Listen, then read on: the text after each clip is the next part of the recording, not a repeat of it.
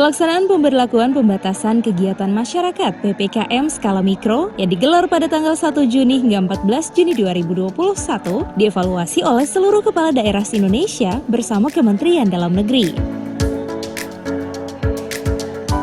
Untuk Kota Gorontalo, kegiatan evaluasi PPKM Mikro berlangsung di Aula Bandayolo Yiladia, Rumah Dinas Wali Kota Gorontalo. Dari hasil evaluasi bersama Kemendagri, wilayah Kota Gorontalo melanjutkan PPKM skala mikro yang dimulai tanggal 15 Juni sampai dengan tanggal 28 Juni 2021 sebagai upaya dalam pencegahan penyebaran COVID-19 di Kota Gorontalo.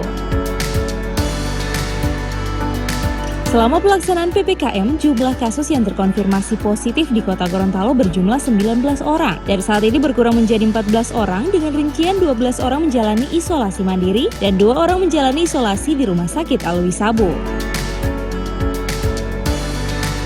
Oleh karenanya dalam pelaksanaan PPKM Mikro ini mampu menjaga wilayah Kota Gorontalo tidak berada dalam zona merah, sehingga diperlukan upaya dari seluruh aparat maupun elemen masyarakat.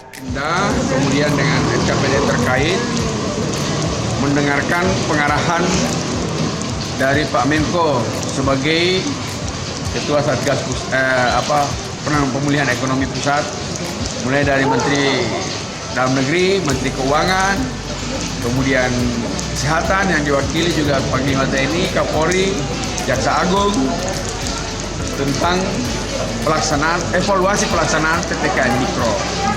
Dari beberapa pelaksanaan PPKM Mikro ini, maka ada beberapa poin penting yang ditekankan untuk kita laksanakan di tingkat lapangan, yaitu perkuat koordinasi dan komunikasi dengan semua pihak. Yang kedua, bahwa pelaksanaan PPKM Mikro harus lebih ditingkatkan dengan melaksanakan testing, tracing, and treatment. Kemudian kita mempersiapkan semua sarana dan prasarana kesehatan, terutama rumah sakit. Dan yang keempat, perlu adanya edukasi dan sosialisasi serta lebih gencar untuk melaksanakan vaksinasi.